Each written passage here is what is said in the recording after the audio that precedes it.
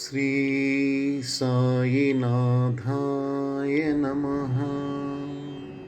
శ్రీ సాయి సచ్చరిత్రము 7వ అధ్యాయము. అద్భుతావతారము, సాయిబాబా వైఖరి, వారి యోగాభ్యాసము, వారి సర్వాంతర్యామితత్వము, కుష్ఠుభక్తుని సేవ, కపర్దె కుమారుని ప్లేగు, పండరీపురం పోవుట. అద్భుత అవతారము. సాయిబాబా హిందూ అన్నచో వారు మహమ్మదీయుని వలె కనిపించడివారు. మొహమ్మదీయుడు అనుకున్నచో హిందూ మతాచార సంపన్నుడు కనిపించుచుండెను. ఆయన హిందువా లేక మహమ్మదీయుడా అన్న విషయము ఇదమిత్తముగా ఎవ్వరికీ తెలియదు. బాబా శాస్త్రోక్తముగా హిందువుల శ్రీరామనవమి ఉత్సవం జరుపుచుండెను. అదే కాలమందు మహమ్మదీయుల చందనోత్సవం జరుపుటకు అనుమతించెను.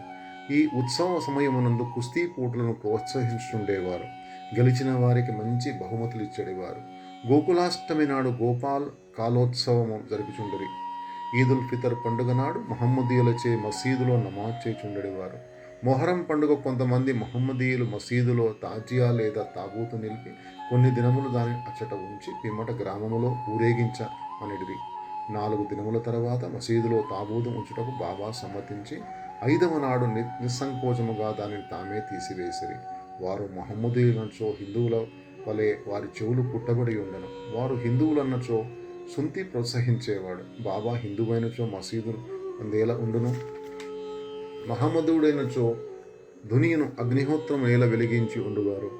అదియే కాక తిరుగలిలో విసురుట, శంఖముదుట, గంట వాయించుట, హోమము చేయుట, భజన, అన్న సంతర్పణ, ఆర్ఘపాద్యతలతో పూజలు మొదలగు మహమ్మదీయ మతమునకు అంగీకారము కాని విషయములు మసీదులో జరుగుతుండెను. వారు మహమ్మదీయులనుచో కర్మిష్ఠులకు సనాతన పరాచరులైన బ్రాహ్మణులు వారి పాదములపై సాష్టాంగ నమస్కారం ఎట్లు చేయుచుండెడివారు. వారు ఏ తెగవారని అడుగపోయినా వారెల్లరూ వారిని సందర్శించిన వెంటనే మూగలగుచు పరవశించుచుండిరి. అందుచే సాయిబాబా హిందువో మహమ్మదీయుడో ఎవరునూ సరిగా నిర్ణయించలేకుండిరి. ఇది ఒక వింత కాదు. ఎవరైతే సర్వమును త్యజించి భగవంతుని సర్వశరణాగతి వనరించెదరో వారు దేవునితో ఐక్యమైపోయేదరు. వారికి దేనితో సంబంధము కానీ భేదభావము కానీ ఉండదు. వారికి జాతి మతములతో ఎట్టి సంబంధము లేదు. సాయిబాబా అట్టివారు. వారికి జాతులందు వ్యక్తులందు భేదము కనిపించుట ఉండెను. ఫకీరులతో కలిసి బాబా మత్స్యమాంసమును భుజించుచుండెను. వారి భోజన పల్లెములలో కుక్కలు మూతిపెట్టినను సణుగువారు కారు. శ్రీ సాయి అవతారము విశిష్టమైనది, అద్భుతమైనది. ఆ పూర్వ సుకృతముచే వారి పాదముల చెంత కూర్చును భాగ్యము లభించినది. వారి సాంగత్యము లభించుట నా అదృష్టము. వారి సన్నిధిలో నా కలిగిన ఆనందోల్లాసములు చెప్పనలు కానివి. సాయిబాబా నిజముగా శుద్ధానంద చైతన్యమూర్తులు. నేను వారి గొప్పతనమును విశిష్టతను పూర్తిగా వర్ణించలేను. ఎవరు వారి పాదములను నమ్మెదరో వారికి ఆత్మానుసంధానము కలుగును. సన్యాసులు, సాధకులు, ముముక్షువులు తదితరులు అనేక మంది సాయిబాబా వద్దకు వచ్చేవారు. బాబా వారితో కలిసి నవ్వుచు సంభాషించుచు సంచరించుచున్నప్పటికీ వారి నాలుకపై అల్లా మాలికను మాట ఎప్పుడూ నాట్యమాడుచుండేది. వారికి వాద వివాదములు కానీ చర్చలు కానీ ఇష్టము లేదు. అప్పుడప్పుడు కోపము వహించినప్పటికీ వారు ఎల్లప్పుడూ శాంతముగాను సంయమముతోనూ ఉండేవారు. ఎల్లప్పుడూ పరిపూర్ణ వేదాంత తత్వమును బోధించుచుండేవారు. ఆఖరి వరకు బాబా ఎవరో ఎవరికీ తెలియలేదు. వారు ప్రభువులను భిక్షకులను ఒకే రీతిగా ఆదరించిరి. అందరి అంతరంగముల యందు గల రహస్యములన్నీ బాబా ఎరింగడివారు. బాబా ఆ రహస్యములను వెలిబుచ్చగానే అందరూ ఆశ్చర్యమగులుచుండిరి. వారు సర్వజ్ఞులైనప్పటికీ ఏమీ తెలియని వాని వలె నటించుచుండిరి. సన్మానములన్నచో వారికి ఏమాత్రం ఇష్టం లేదు. సాయిబాబా నైజమట్టిది. మానవ దేహంతో సంచరించుచున్నప్పటికీ వారి చర్యలను బట్టి కూడా వారు సాక్షాత్తు భగవంతుడనియే చెప్పవలెను. వారిని చూచిన వారందరూ వారు షిరిడీలో వెలసిన భగవంతుడనియే అనుకునిచుండిరి. వట్టి మూర్ఖుడైన నేను బాబా మహిమలను ఎట్లా వర్ణించగలను? సాయిబాబా వైఖరి. షిరిడీ గ్రామంలో ఉన్న శని, గణపతి, పార్వతీ, శంకర, గ్రామదేవత, మారుతి మొదలగు దేవాలయములన్నిటికీ తాత్యాపాటిల ద్వారా బాబా మరమ్మతు చేయించను. వారి దానగుణము ఎన్నదగినది.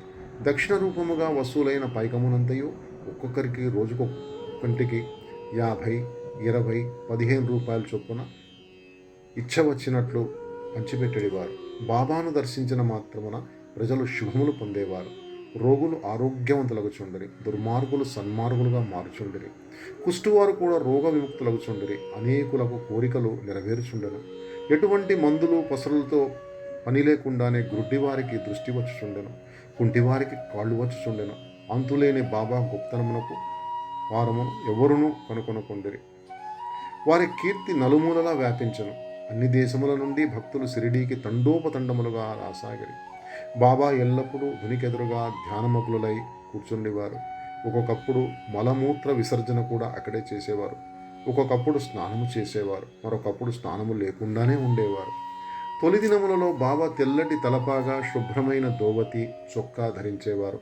మొదటి రోజులలో వారు వైద్యం చేసేవారు. గ్రామములో రోగులను పరీక్షించి ఔషధములు ఇచ్చడివారు. వారి చేతిలో నిచ్చిన మందులు అద్భుతముగా పనిచేయుచుండెడివి. వారు గొప్ప హకీం అని పేరు వచ్చెను. ఈ సందర్భమున ఒక ఆసక్తికరమైన సంఘటన చెప్పవలెను. ఒక భక్తునికి కండ్లు వాచి మిక్కిలి ఎర్రబడెను. షిరిడీలో వైద్యుడు దొరకలేదు. ఇతర భక్తులు అతన్ని బాబా వద్దకు కొనిపోయిరి. సామాన్యముగా అట్టి రోగులకు అంజనములు, ఆవు పాలు, కర్పూరముతో చేసిన ఔషధములు వైద్యులు ఉపయోగించెదరు. కానీ బాబా చేసిన చికిత్స విలక్షణమైనది.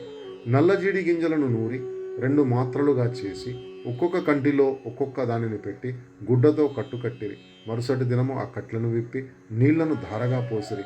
కండ్లలోని పుసి తగ్గి కంటిపాపలు తెల్లబడి శుభ్రమయ్యను. నల్లజీడి పిక్కలను నూరి కండ్లలో పెట్టినను సున్నితమైన కండ్లు మండనే లేదు. అటువంటి చిత్రములు అనేకములు కలవు, కానీ అందు ఒకటి మాత్రమే చెప్పబడినది. బాబా యోగాభ్యాసములు. సాయిబాబాకు సకల యోగ ప్రక్రియలు తెలిసి ఉండెను.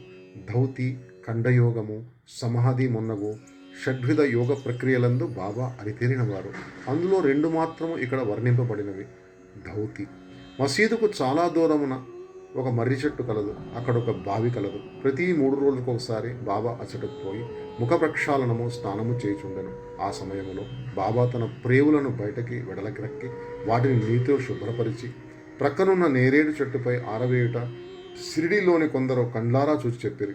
మామూలుగా ధౌతి అనగా 3 అంగుళముల వెడల్పు, 22.5 అడుగుల పొడవు గల గుడ్డను మృంగి కడుపులో అరగంట ఉండనిచ్చి పిమ్మట తీసెదరు. కానీ బాబా చేసిన ధౌతి చాలా విశిష్టము, అసాధారణమైనది.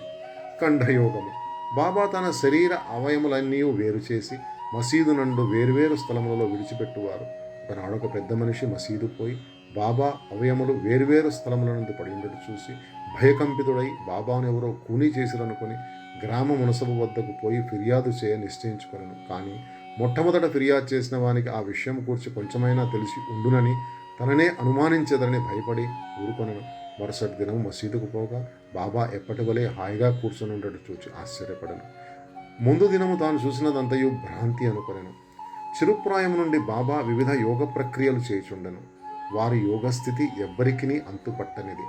రోగుల వద్ద నుంచి డబ్బు పుచ్చుకొనక ఉచితంగా చికిత్స చేయుచుండిరి. ఎందరో పేదలు, యథార్థులు వారి అనుగ్రహము వల్ల స్వస్థత పొందిరి.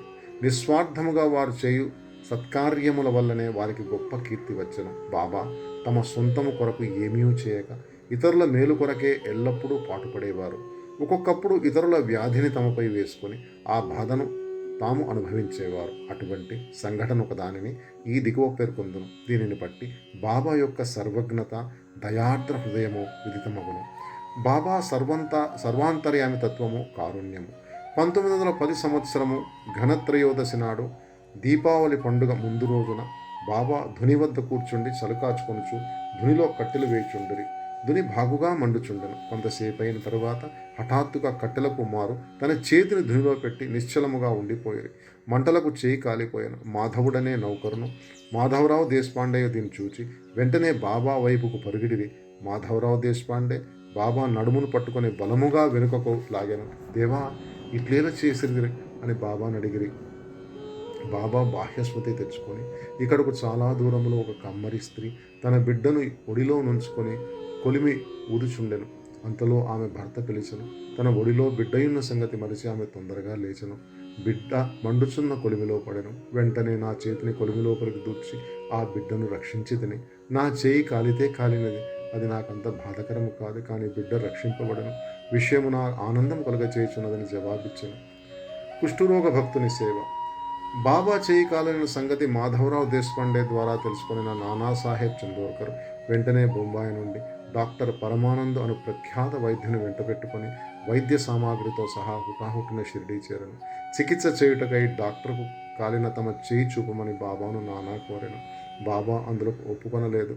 చేయి కాలిన లగాయతు భాగోజీ షిండే అను కుష్ఠురోగి ఏదో ఆకువేసి కట్టుకట్టెడివాడు.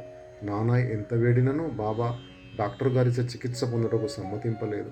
డాక్టర్ గారు కూడా అనేక సార్లు వేడుకొనరి అల్లాయే తన వైద్యుడని తమకేమాత్రము బాధ లేదని చెప్పుచు ఎటులో డాక్టర్ చే చికిత్స చేయించుకున్నటకు దాటవేయుచుండెను. అందుచే డాక్టర్ మందులు పెట్టే మూతనైనా తెరవకుండానే బొంబాయి తిరిగి వెళ్ళిపోయాను. కానీ అతనికి ఈ మిషతో బాబా దర్శన భాగ్యం లభించెను. ప్రతిరోజు భాగోజీ వచ్చి బాబా చేతికి కట్టుచుండెను. కొన్ని దినముల తరువాత గాయం మానిపోయాను. అందరూ సంతోషించిరి. అప్పటికి ఇంకా ఏమైనా నొప్పి మిగిలి ఉండని ఆయన సంగతి ఎవరికీ తెలియదు. కానీ ప్రతిరోజు ఉదయం భాగోజీ పట్టీలను విప్పి బాబా చేతి నేతితో తోమి తిరిగి కట్లను కట్టుచుండేవారు. బాబా మహాసమాధి చెందు వరకు ఇది జరుగుతూనే ఉండేది. మహాసిద్ధ పురుషుడైన బాబాకి ఇదంతయు నిజానికి అవసరము లేనప్పటికీ తన భక్తుడైన బాగోజీ ఎందుగల ప్రేమచే అతడు కొనర్చు ఉపాసము గైకొనెను. బాబా లేండికి పోవునప్పుడు భాగోజీ బాబా తలపై గొడుగు పట్టుకొని వెంట నడిచేవాడు. ప్రతిరోజు ఉదయము బాబా దునియొద్ద కూర్చుకొనగానే భాగోజీ తన సేవా కార్యక్రమం మొదలెడివాడు. భాగోజీ గత జన్మయందు చేసిన పాప ఫలితముగా ఈ జన్మమున కుష్ఠరోగమును బాధపడుచుండెను. వాని విరేళ్లు ఈడ్చుకొని పోయి ఉండెను. వాని శరీరమంతయు చీము కారుచు దుర్వాసన కొట్టుచుండెను. బాహ్యమునకు అతడెంత దురదృష్టుని వలె కనిపించినప్పటికీ అతడు మిక్కిలి అదృష్టశాలి, సంతోషి. ఎందుకనగా అతడు బాబా సేవకులందరిలో మొదటివాడు. బాబా సహవాసం పూర్తిగా అనుభవించడివాడు. కపర్దే కుమారుని ప్లేగు వ్యాధి. బాబా విచిత్ర లీలలో ఇంకొక దానిని వర్ణించదను. అమరావతి నివాసి ఒక దాదాసాహెబ్ కపర్దే భార్య తన చిన్న కొడుకుతో కలిసి షిరిడీలో కొన్ని దినములుండెను. ఒకనాడు కపర్దే కుమారునికి తీవ్ర జ్వరము వచ్చెను. అది ప్లేగు జ్వరము కింద మారెను. తల్లి మిక్కిలి భయపడెను. షిరిడీ విడిచి అమరావతి పోవాలనుకుని సాయంకాలం బాబా బూటీవాడ వద్దకు వచ్చుచున్నప్పుడు వారిని సెలవు అడగపోయాను. గద్గద కంఠంతో తన చిన్న కొడుకు ప్లేగుతో పడి ఉన్నాడని బాబాకు చెప్పాను. బాబా ఆమెతో దయతో మృదువుగా ఇట్లనెను, ప్రస్తుతం ఆకాశం మబ్బొట్టి ఉన్నది. కొద్దిసేపట్లో మబ్బులన్నీ చెదిరిపోయి ఆకాశము నిర్మలమగను. అట్లనుచు బాబా కప్నీని పైకెత్తి చంకలో కోడి గ్రుడ్లంత పరిణామము గల 4 ప్లేగు పొక్కులను చూపుతూ, నా భక్తుల కొరకు నేనెట్లు బాధపడదనో చూడము. వారి కష్టములన్నీ నావే. ఈ మహా అద్భుత లీలను చూసిన జనులకు మహాత్ములు తమ భక్తుల బాధలు తామే ఎట్లు స్వీకరింతురో అను విషయం స్పష్టమయ్యను. మహాత్ముల మనస్సు మైనము కన్నా మెత్తనిది, వెన్నవలే మృదువైనది. వారు భక్తులను ప్రత్యుపకారమేమీ ఆశించక ప్రేమించెదరు. భక్తులనే తమ స్వజనులుగా భావించెదరు. బాబా పండరి ప్రయాణము. సాయిబాబా తన భక్తులను ఎట్లు ప్రేమించుచుండెనో, వారి కోరికలను అవసరములను ఎట్లు గ్రహించుచుండెనో అను కథను చెప్పి ఈ అధ్యాయంలో ముగించదను. నానాసాహెబ్ చందోర్కర్ బాబాకు గొప్ప భక్తుడు. అతడు కాంధేశులోని నందూరు బారులో మమల్తాదారుగా ఉండెను. అతడికి పండరీపురముకు బదిలీ అయ్యను. సాయిబాబా యందు అతని గల భక్తి అను పలమానాటికి పండెను. పండరీపురమును భూలోక వైకుంఠమనే అట్టి స్థలమునకు బదిలీ అగుటచే అతడు గొప్ప ధన్యుడు. నానాసాహెబ్ వెంటనే పండరిపోయి ఉద్యోగంలో ప్రవేశించవలసి ఉండెను. షిరిడీలో ఎవ్వరికీ ఉత్తరం వ్రాయక హుటాహుటిన పండరికి ప్రయాణమయ్యాను. ముందుగా షిరిడీకి పోయి తన విఠోబాయకు బాబాను దర్శించి ఆ తర్వాత పండరికి పోవాలనుకొనెను. నానాసాహెబ్ షిరిడీకి వచ్చే సంగతి ఎవరికీ తెలియదు. కానీ బాబా సర్వజ్ఞుడొకటచే గ్రహించను. నానాసాహెబ్ నీమ్గామ్ చేరుసరికి షిరిడీ మసీదులో కలకలము రేగాను. బాబా మసీదులో కూర్చుండి మహల్సాపతి, అప్పా షిండే, కాశీరాములతో మాట్లాడుచుండెను.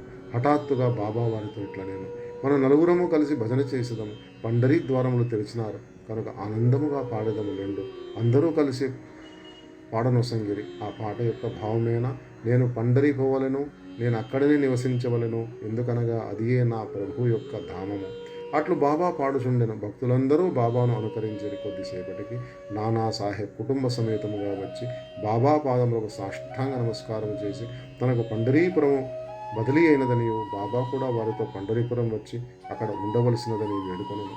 అటులో బ్రతిమాలుట అవసరము లేకుండాను వలన బాబా అప్పటికే పండరీ పోవలను, అసట ఉండవలను భావమును వెలిపించుచుండెనని తక్కిన భక్తులు చెప్పిరి. ఇది విని నానా మనస్సు కరిగి బాబా పాదములపై పడెను.